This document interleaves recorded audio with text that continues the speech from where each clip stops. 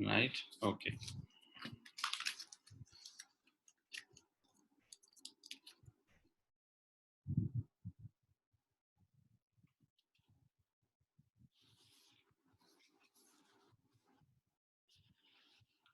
Okay.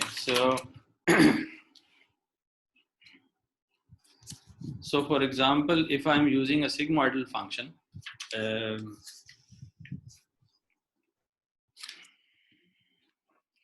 I'll just share the screen with you. And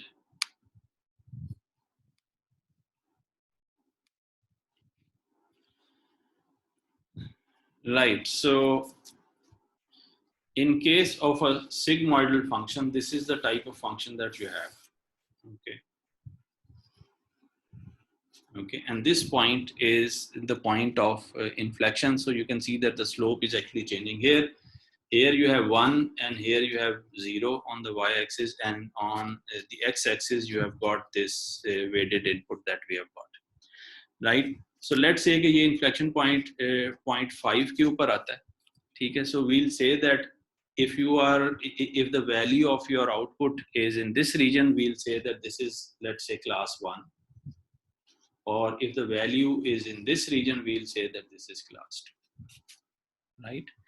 So you can use this sigmoidal function also for binary classification. और इसमें जो आप threshold कर रहे होंगे वो anything above 0.5 or anything less than 0.5, that would be the thresholding that will be done in this particular case, right? I hope this clarifies. Okay, so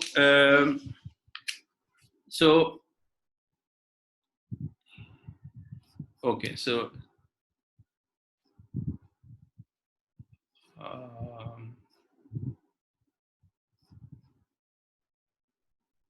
right.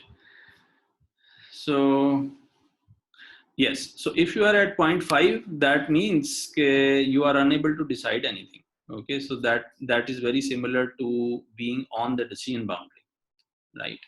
Or that on the line. So if the value is on the line, that means that you are unable to decide. So 0.5 is very similar to having a probability of 0.5 of belonging to a particular class. Okay, so therefore you can't really do anything about that.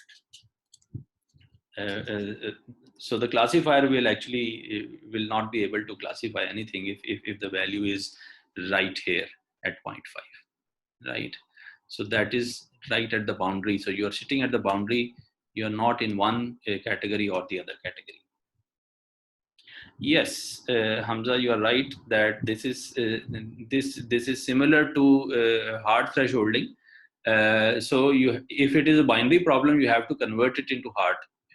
Otherwise, it would be difficult to classify. ठीक है? For multi-class problem, हाँ, अगर एक दो से ज़्यादा classes हैं तो फिर वो issues आते हैं.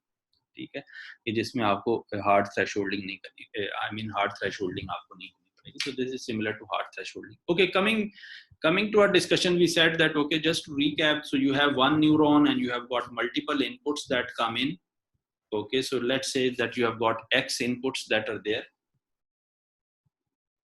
Okay, X inputs that are N inputs that are coming in, and you have got one output that is the output of your perceptron. And if I want to, let's say, represent this in the form of a graph, binary problem ke taur pe, so let's say you have one class here that is represented by these circles, and you have another class here that is represented by these crosses, right? So this perceptron is primarily giving you a line between these two classes, right? So this would ideally, when you learn a perceptron, this would give you this line.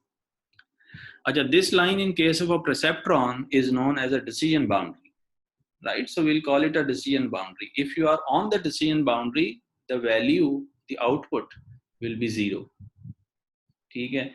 And if you are above this decision boundary, you are in one class. If you are below this decision boundary, you are in another class. So that's why we have said that, okay, sigma W T X, if it is greater than 0, that is that if you are above this line, you are in one class. If you are below this line, you are in the other class. And if you are on the line, you are in no class. That means that you will not be able to classify anything. So this is called the decision boundary. Whereas if you are solving a regression problem, this would be known as a regression line. So this is different from here. So how would classification work? Classification would work that you will find out कि आप किस region में हैं. Either you are on the line or below the line. ठीक है. और अगर इसी को मैं let's say regression problem के तौर पे देखूंगा, तो then I'll be predicting my output. जो मेरे पास output आ रही है, I'll be predicting that. So let's say if I want to predict a given value, so I'll against a given value of my input, I'll find कि वो x axis को कहाँ पे touch करती है और वहाँ से मैं इसकी y axis की value को output कर दूंगा. This will happen in case of regression. But in case of classification, this line is primarily called a decision line, and you only find out whether you are above the decision line or below the decision line. ठीक है. इसमें आप value predict नहीं कर रहे, बल्कि region of your presence of your input predict करने की कोशिश कर रहे हैं. अच्छा, no, it's not necessary. Saad have actually asked a question कि यार decision boundary से ऊपर और नीचे equal number of points होते हैं. The answer is no, it's not necessary. ऊपर और नीचे दोनों तरह से different number of points different हो सकते हैं. If the number of points for each class are same, we call it a balanced problem. Otherwise, it's an unbalanced problem. So generally in real world, you have unbalanced problems. That means कि आपके पास जो number of points present होते हैं in each class, they are quite they are different in number. So it's not necessary कि ऊपर नीचे एक ही जैसे points. अच्छा, so this is what a single neuron would do. Okay, so what happens अगर मेरे पास कुछ problem इस तरह से आ जाए. Let's say I'll just draw this. मेरे पास एक problem है जिसमें again it's a binary problem. So let's say कि मेरे पास ये इस तरह से कुछ data distribution, ठीक है, और दूसरी क्लास मेरे पास ये x एक्सिस की क्लास है, ये कुछ इस तरह से. अब इस केस के अंदर you can see कि if I have a single perceptron here, a single neuron here, right? So that would give you a line, single decision boundary, ठीक है. और ये सिंगल डिसीजन बाउंड्री अगर आप इस प्रॉब्लम को देखें तो you will not be able to कोई एक सिंगल लाइन जो है वो इन दो क्लासेस को सेपरेट आउट नहीं कर सकती. For example I can have let's say if I can draw a line here, एक परसेप्ट्रॉन मुझे ये लाइन दे रहा है, ठीक है. तो यू कैन सी के above and below this, above तो ठीक है, आपके पास एक क्लास आ रही है, लेकिन बिलो दिस लाइन अब आपके पास दोनों क्लासेस मिक्स हो रही हैं, right. So therefore I will have to have a second line, a second decision boundary, और वो सेकंड डिसीजन बाउंड्री मुझे ये यहाँ पे कहीं पे वो लाइन लेट्स से कि मैं ड्रॉ कर सकता हूँ. I can draw a line somewhere here and this would tell me कि हाँ अब so here I have decision boundary. I'll say that this is decision boundary 2 and this is decision boundary 1. So decision boundary 2 and decision boundary 1, ये दो decision boundaries मेरे पास आ गई हैं, and now I'll combine these two decision boundaries to decide कि कौन सी class है. So you can very easily see कि एक decision boundary 1 और decision boundary 2 दोनों को अगर मैं देखूं तो दोनों से ऊपर जो है that is class of circles, और दोनों के नीचे जो है that would be class of crosses here, ठीक है. So we can have, so इस तरह की सिचुएशन के अंदर at times you can not have a single decision boundary, और अगर सिंगल डिसीजन बाउंड्री आपके पास नहीं आ सकती तो then in that means that you will have to actually add another decision boundary. So just to recap, single perceptron जो है that gives you one decision boundary. So if I want to have two decision boundaries, I'll have to add another perceptron here. Whereas one perceptron would represent one decision boundary and the other perceptron would have another decision boundary. So my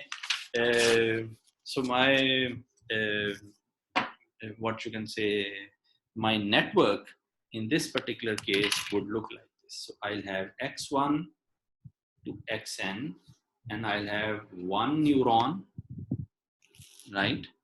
I'll have one neuron, and then I'll have another neuron. So सारी inputs एक neuron को भी जा रही हैं और यही सारी inputs दूसरे न्यूरॉन को भी आ रही हैं, ठीक है? So there are multiple inputs that are coming into these neurons, okay? And then these are the two lines. So ये न्यूरॉन एक जो है वो लाइन जनरेट करेगा और दूसरा न्यूरॉन एक और लाइन जनरेट करेगा, and then I'll have to combine these two together again in order to come up with a single decision, ठीक है? So इन दोनों lines को combine करके I'll have to have a single decision. So what would happen is that I'll again do an aggregation of these two, a linear combination of these two, to predict a single output in this case. Okay, so here I have two neurons plus another neuron here. These two neurons would generate those two decision boundaries, and this neuron will combine those two decision boundaries together. So जैसे if you go to this example here, you cannot make a decision.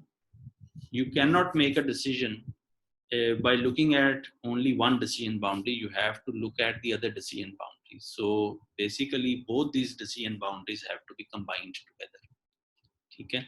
And that combination has to be a linear combination, and that linear combination is represented by the addition of this neuron here. So this neuron would exactly do the same thing जो कि ये neurons कर रहे हैं, लेकिन इसकी जो input होगी that would be the output of these two neurons. जो भी इनकी output आ रही है, उन outputs को आप weighted sum of these outputs of these two neurons plus aggregation plus some sort of thresholding would be done in order to decide. So ये part जो है that is your standard part, ये part जो है that is your linear combination. We call it a linear combination of the two neurons. So a linear combination of these two neurons will take place here. ठीक है जी? And this is what is happening in case of a perceptron learning. So now this perceptron is not a single perceptron anymore. This is a combination of multiple perceptrons. Therefore, we call it multi-layered perceptron. Okay, so MLPs. So MLP. So this is a multi-layered perceptron. Why layered perceptron? Because we call this as one layer, and then we call this as another layer. ठीक है? So इसको हम एक layer कहते हैं, this is the second layer, और second layer के अंदर एक न्यूरॉन है, first layer के अंदर दो न्यूरॉन्स हैं. I can generalize this. Let's say कि अगर मेरे पास कोई ज़्यादा complex problem आ जाती है, तो I can have a multi-layered perceptron of this form. Let's say कि x1 से मेरे पास xn तक inputs हैं, and here I can have, let's say कि अगर कोई बहुत ज़्यादा complex problem आ सकती है, तो I can have, let's say, m neurons sitting here, and then I can have, let's say कि मेरे पास एक linear combination of all these आ जाए, and that would be a single. So I have a hidden layer, I have a layer here with m neurons. So that is also a generalization. ठीक है? So I can have multiple neurons combined together. So her neuron के अंदर जो है वो same inputs जा रही होंगी, सारी inputs जो हैं वो हर neuron में जा रही होंगी. So this would be known as a fully connected multi-layered perceptron. Fully connected क्योंकि हर neuron के अंदर same number of inputs जा रही हैं, but their weights will be different. यहाँ पे obviously the thing that would happen here is that the weights would be different in this case.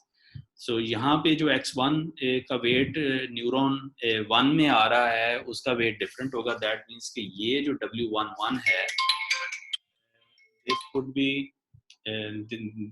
this would be different, right? So this would be different, right? So or x1 का जो wait है जो कि उसको mth neuron के साथ connect कर रहा है, उसका वेट जो है वो different, right? So that weight will be different, so the weights will be different obviously, ठीक है। लेकिन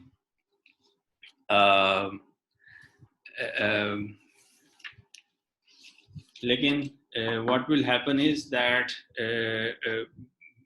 and I'll show you an example कि जिससे ये multi-layered perceptron का concept जो है वो ज़्यादा clear हो जाए कि why do we have these layers. So एक तो reason वो है कि when your problem is non-linear in nature, in that case you can have let's say these number of neurons together, multiple neurons which are connected together. अच्छा, now the number of neurons that you can have in this layer, ये मैंने m लिखा है, तो that means that that's actually your choice. कि sometimes a problem is so complex कि आपके पास दो neurons से काम चल सकता है if it is simple. If it is more complex, so then you might have more neurons. I mean, this would depend कि आपके network की performance कितनी कैसी है.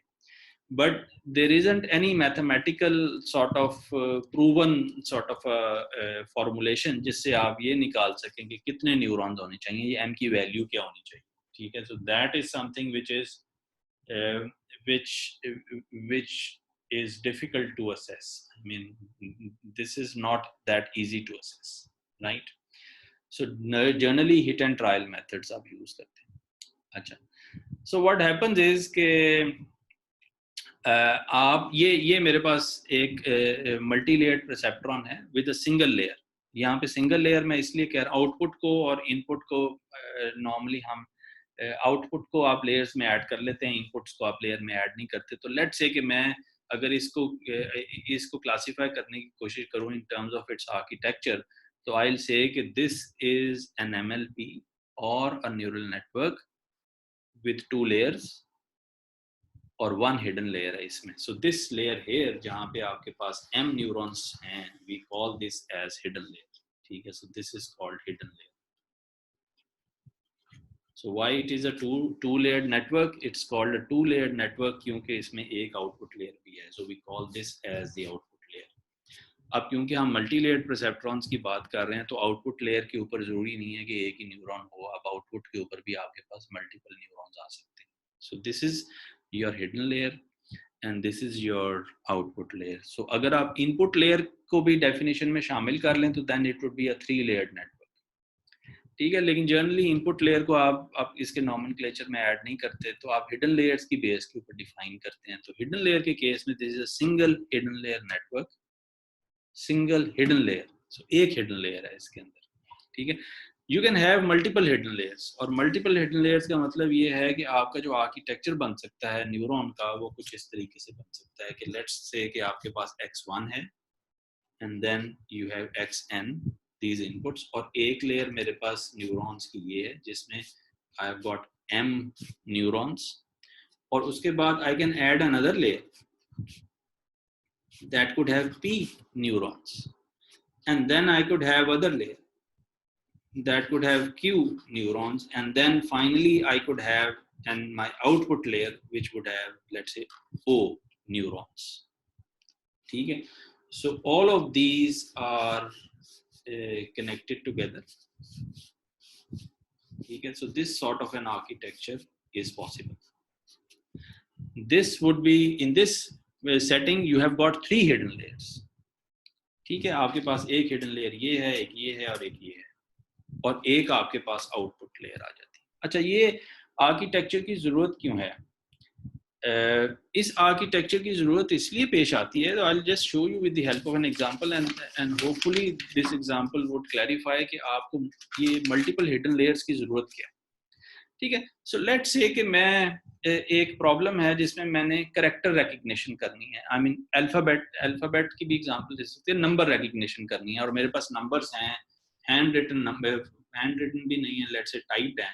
तो 1 0 से 9 तक मेरे पास नंबर्स हैं, and I want to develop a system जो कि इनको रिकग्नाइज कर सके कि क्या ये 0 है या 1 है या 2 है। अगर इनपुट के ऊपर मैं एक इमेज लेता हूँ ऑफ दीज नंबर्स, तो आउटपुट्स के ऊपर मुझे एक रिकग्निशन चाहिए कि ये कौन सा नंबर है, किसकी इनपुट है। तो लेट्स से कि यहाँ पे मेरे पास इनपुट्स आ जाएंगी and that would be let's say the pixels that are coming in, ठीक है, पिक्सल वैल्यू आपके पास आ जाएगी आपकी इमेज के अंदर से। फिर मेरे पास एक हिडन लेयर आ गई, ठीक है, यहाँ पे, और इसमें कुछ नंबर ऑफ न्यूरॉन्स होंगे, ठीक है। अच्छा, ये पहली हिडन लेयर और उसके बाद दूसरी हिडन लेयर और फिर उसके बाद तीसरी hidden layer, that is something which I can decide कि ये कितने हो सकते हैं। लेट्स से कि मैं अगर ये हैंड रिटन है, अगर अगर ये फॉर एग्जांपल अगर टाइप्ड भी हो उसके लिए ये ज़्यादा आसान हो जाएगा, लेकिन हैंड रिटन के लिए ये ज़्यादा डिफिकल्ट है। लेट्स से कि अगर ये टाइप है आपके पास, तो यू हैव लेट्स से 1 और 2 is generally written as this, then you have let's say 3 which is written like this, and then you have 4, right, and then you have 5 is 4. So let's just take this example कि ये multi layers कर क्या रही होती है। अच्छा, इस multi layer के अंदर लेट्स से कि ये वाला जो न्यूरॉन है, ये वाला जो सबसे पहला न्यूरॉन है, ये हो सकता है कि and I just right it in blue here ताकि चीज़ों को समझने में आसानी हो जाए। सो लेट्स से कि ये एक न्यूरॉन जो है, ये इस तरह के जब इनपुट आती है, फर्ज करें एक वर्टिकल स्ट्रेट लाइन जब आपके अल्फाबेट में आती है, it would only recognise this. इसमें एक और न्यूरॉन होगा लेट्स से जो कि एक हॉरिजॉन्टल लाइन को लेट्स से अगर इस तरह की लाइन आती है तो फिर ये न्यूरॉन अपनी आउटपुट देगा, अदरवाइज ये न्यूरॉन अपनी आउटपुट नहीं देगा। ये न्यूरॉन उस वक्त आउटपुट देगा जब आपके पास एक वर्टिकल लाइन आती है। ये आपके पास उस वक्त आउटपुट देगा जब आपके पास एक हॉरिजॉन्टल लाइन आती है, ठीक है। और फिर लेट्स से कि इसके आगे अगर मैं एक न्यूरॉन लगाता हूँ और इन दोनों का लीनियर कॉम्बिनेशन, यहाँ पे एक न्यूरॉन है जो कि इन दोनों को लीनियरली कंबाइन कर रहा है, दैट मीन्स लीनियर कॉम्बिनेशन का मतलब क्या है कि इन दोनों लाइंस को कंबाइन करके एक शेप बनेगी, और इन दोनों लाइंस को कंबाइन करके हो सकता है ये वाला न्यूरॉन उस वक्त फायर हो जब ये दोनों लाइंस इस तरीके से कंबाइन, ठीक है।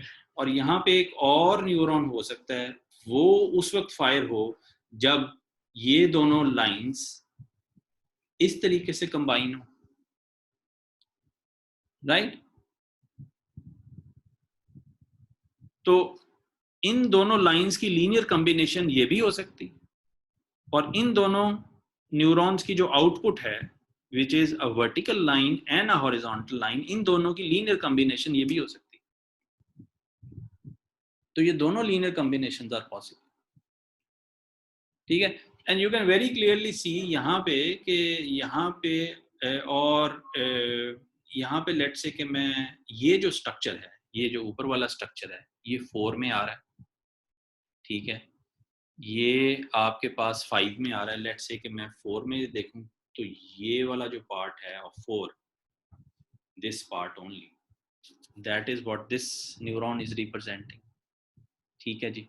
और उसके बाद ये वाला जो पार्ट है दैट इज प्रेजेंट इन 5, अगर ये वाला पार्ट आप देखिए 5 का, ठीक है, तो that is present in 5।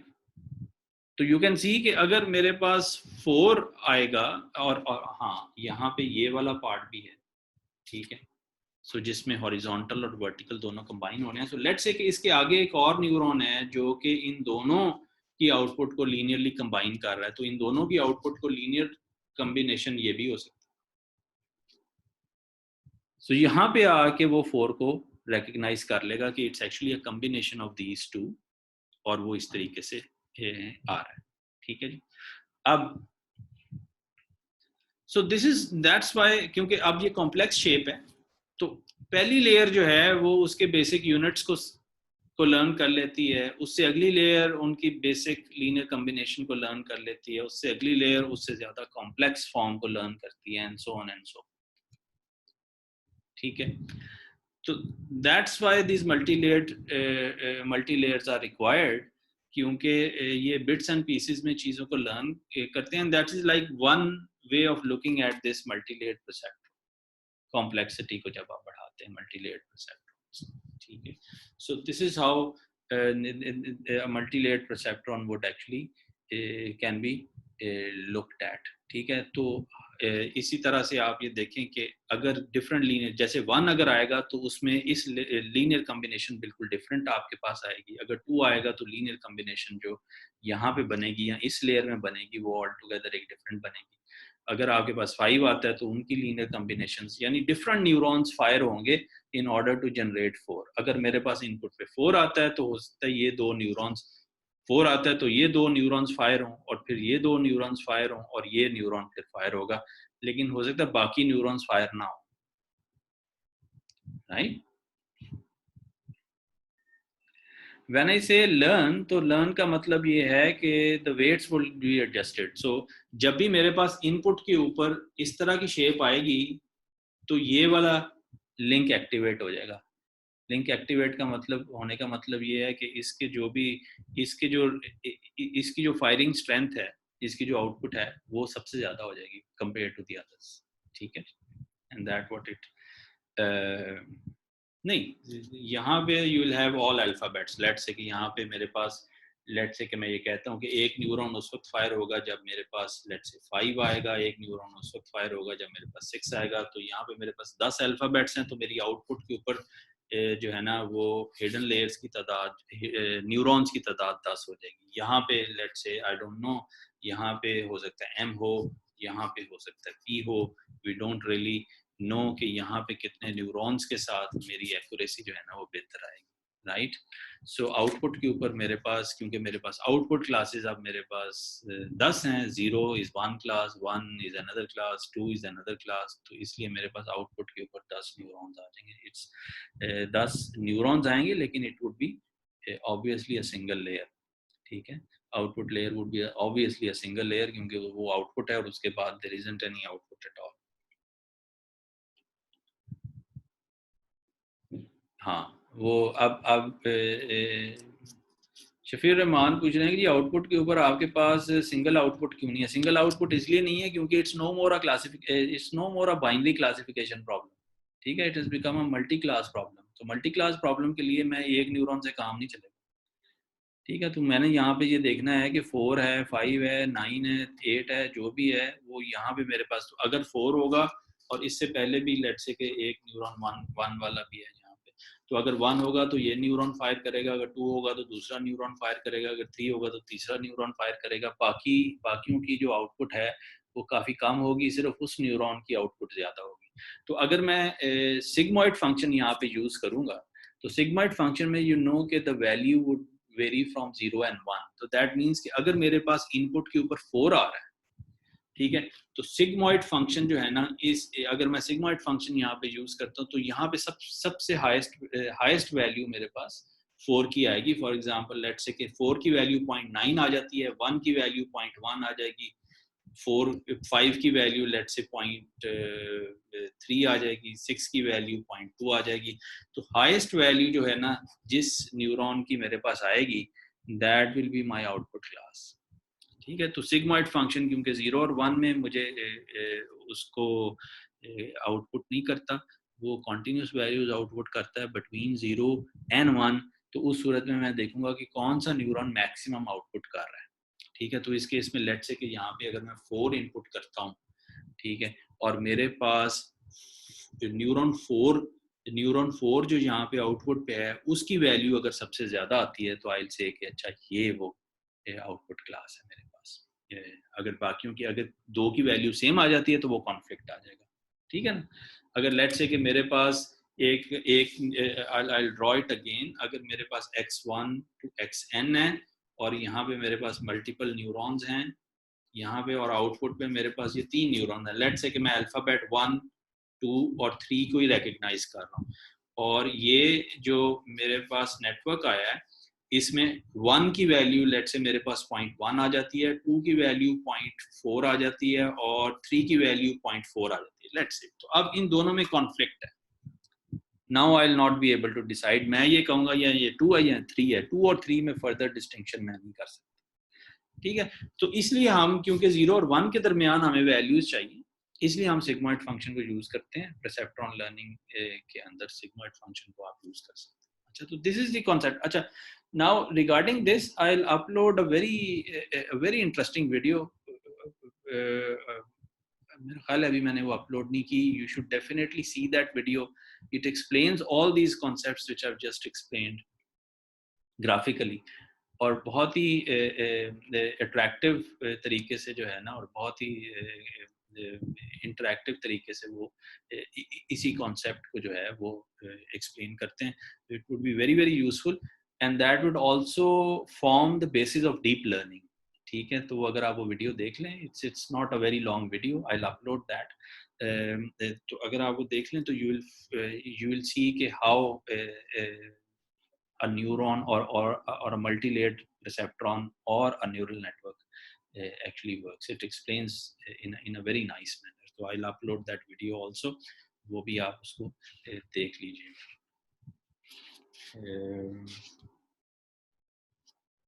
Yes, हाँ, Zafir, it's basically the output of a sigmoid. Yes, it's not an output of a hard threshold step function. It can't be, क्योंकि वो तो 0 और 1 ही आउटपुट देगी. अच्छा, coming to the learning part, I mean this is let me just come to the learning part of a perceptron. ठीक है, इसमें मैंने slides upload कर दी हैं. उसमें I think it's not that difficult to go through.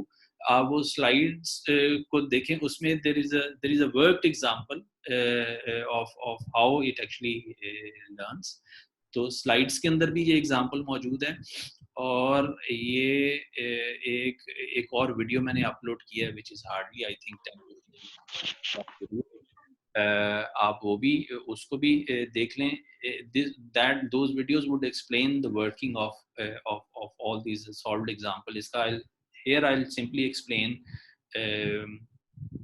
the concept behind that learning algorithm that is used in perceptron. अच्छा, last time we had this discussion कि learning कैसे हो रही होगी, तो let me just explain that very quickly कि perceptron learning कैसे हो रही होती है. perceptron learning का मतलब ये है कि हमने weights, appropriate weights को निकालना है. ठीक है, appropriate weights निकालने के लिए what you will do is that the very first thing that you will do here is that you will initialize the weights.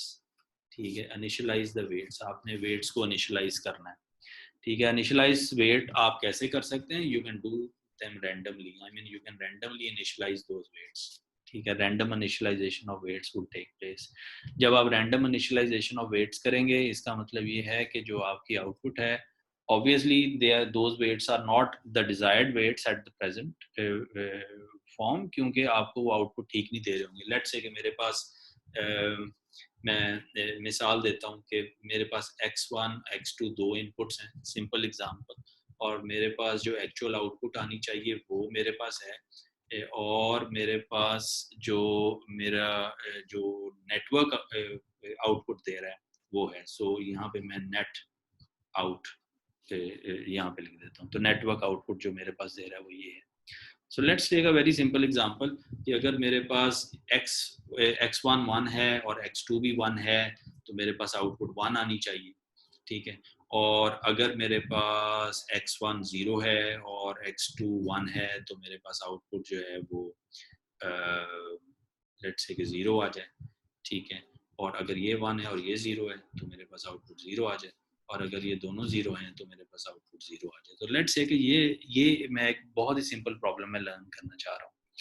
अच्छा, इस केस में अगर मैं इसका एक इक्वेशन बनाता हूँ, और इसमें ऑब्वियसली मैंने एक बायस ऐड करना है, which you remember from the last lecture के बायस आपने ऐड करना है. वो x0 एक कांस्टेंट इनपुट है और उसका भी एक वेट होगा. तो लेट्स से कि मैं इसका अगर एक इक्वेशन बनाता हूँ, तो that would B w0 plus w1 x1 plus w2 x2.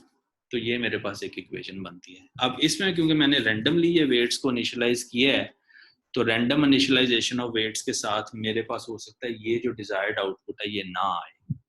अगर ये डिजायर्ड आउटपुट नहीं आएगी, तो मैं अपने वेट्स को एडजस्ट करूंगा ताकि मेरे पास जो नेट आउटपुट है, अच्छा हो सकता है नेटवर्क आपने रैंडमली इनिशियलाइज किया और एक्चुअल आउटपुट आपकी 1 आनी चाहिए थी लेकिन 0 आ गई. यहाँ पे 0 आनी चाहिए थी, 0 ही आ गई. यहाँ पे 0 आनी चाहिए थी लेकिन 1 आ गई, और यहाँ पे 0 आनी चाहिए थी लेकिन यहाँ पे आपके पास लेट्स से कि यहाँ पे 0 आ गई. तो आपने दो आउटपुट्स जो आपकी आ रही हैं वो एक्चुअल आउटपुट से मैच कर रही हैं, और दो जो हैं वो आपकी एक्चुअल आउटपुट से मैच नहीं कर रही. ठीक है, तो जब आप तो दैट मीन्स कि your network your perceptron outputs are not in line with the actual outputs. तो अब आपको क्या करना पड़ेगा, आपको इन वेट्स को एडजस्ट करना पड़ेगा, वेट्स को चेंज करना पड़ेगा। जो भी रैंडम इनिशियलाइजेशन की है उसमें आपने वेट्स को चेंज करना है।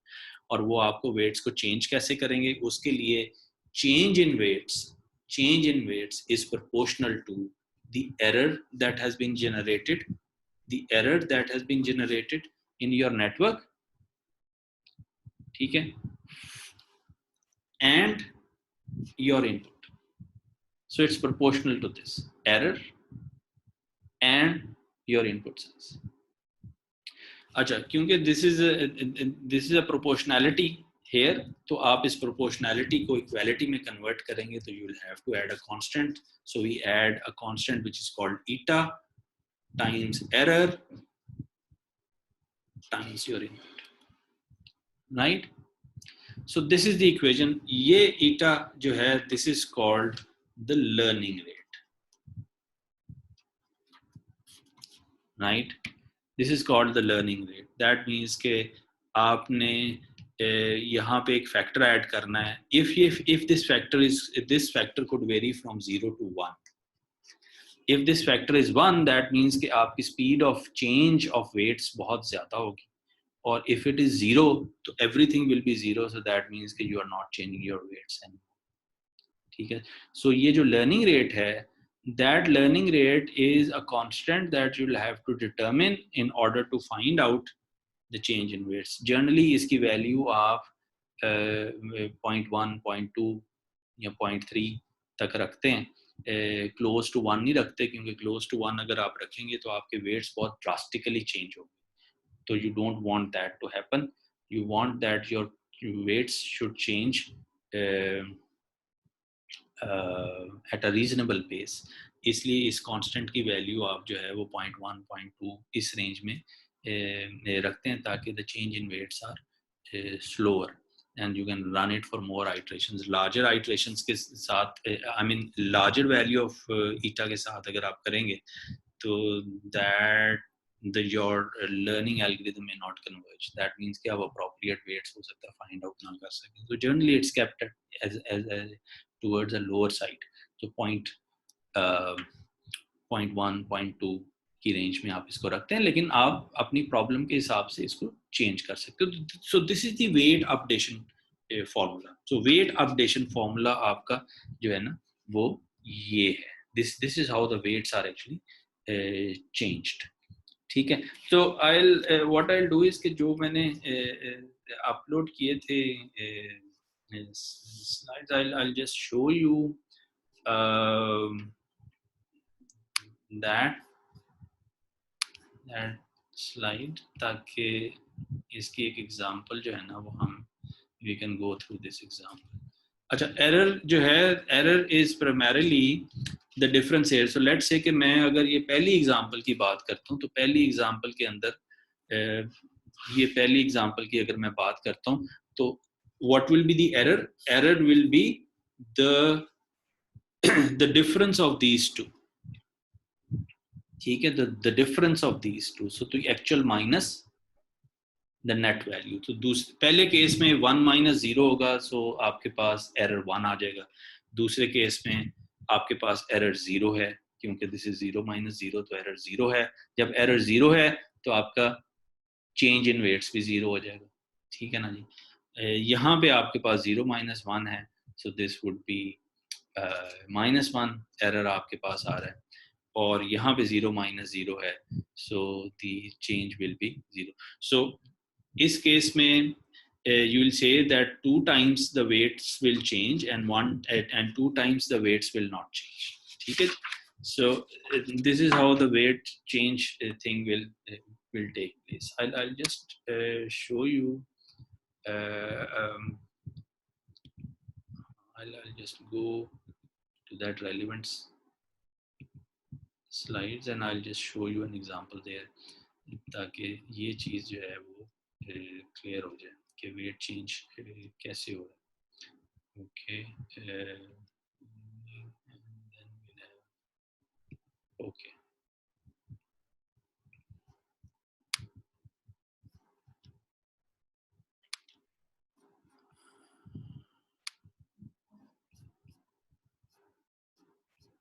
right.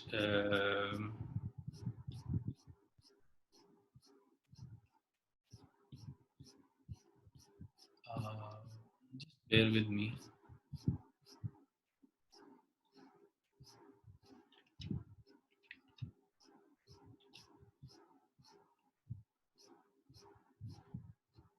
Okay. I'll just share a new.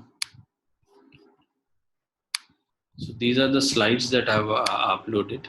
तो इसमें आप ये देख सकते हैं कि this delta here is actually, this expression here is actually representing the change in weights. ठीक है जी. तो अगर ith weight को आपने change करना है, and this is about for perceptron, multi-layered perceptrons की मैं बात नहीं कर रहा, ठीक है, या न्यूरल नेटवर्क्स की विद मल्टीपल हिडन लेयर्स उसकी बात नहीं कर रहा, ये परसेप्ट्रॉन लर्निंग की बात हो रही है, ठीक है. तो अभी हम सिंगल न्यूरॉन की बात कर रहे हैं. तो ith वेट को अगर आपने चेंज करना है तो आपने लर्निंग रेट वहां पे डालना है, whatever that learning rate is. T of E का मतलब ये है कि टारगेट वैल्यू क्या थी और नेटवर्क की आउटपुट क्या थी. O is the output of the network.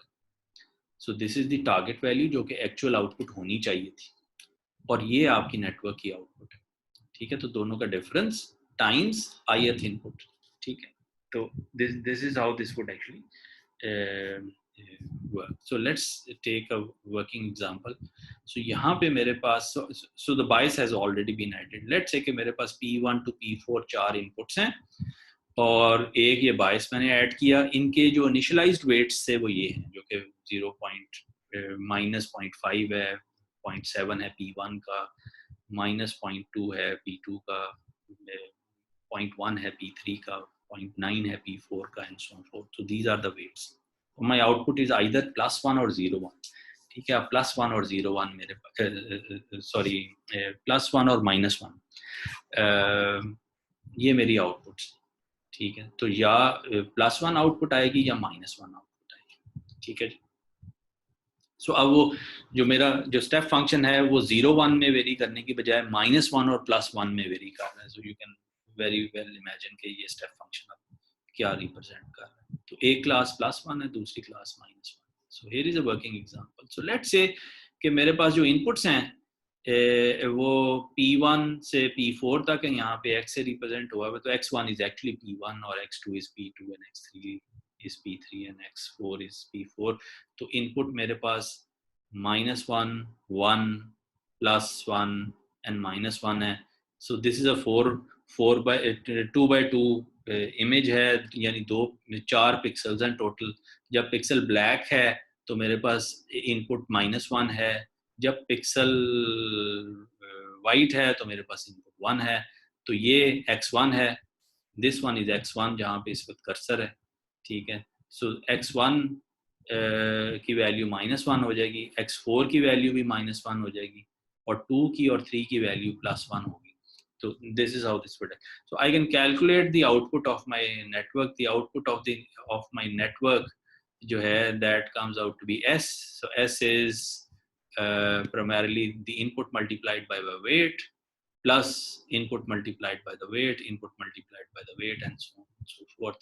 तो यहाँ पे given these inputs or given these weights which are given here, I can find out the aggregated input.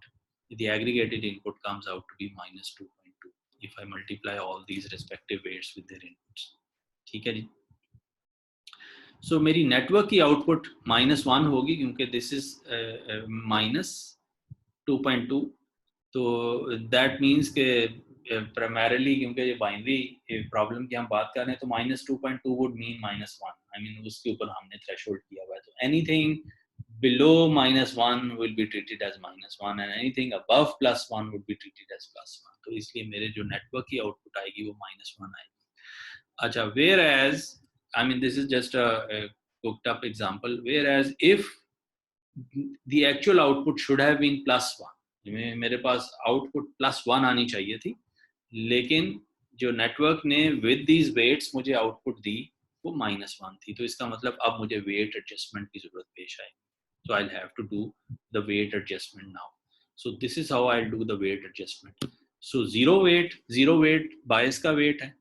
This would be eta. Eta is taken as 0.1 here times the target output minus the actual neuron output, perceptron output. तो perceptron की output -1 है, लेकिन target +1 था.